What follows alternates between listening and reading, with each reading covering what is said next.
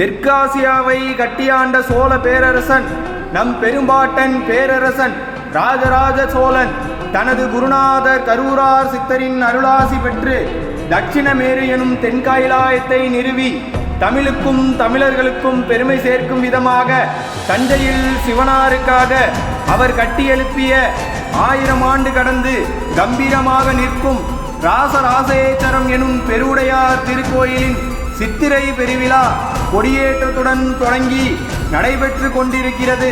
தினமும் மாலை சுவாமி திருவீதி உலாவும் நடைபெற்று கொண்டிருக்கிறது.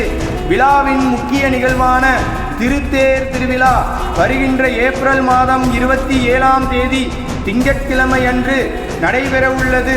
அனைவரும் கலந்து கொண்டு திருவருளை பெற வேண்டுமாய் தஞ்சை சிவபூத கணங்கள் சார்பாக கேட்டுக்கொள்கிறோம்.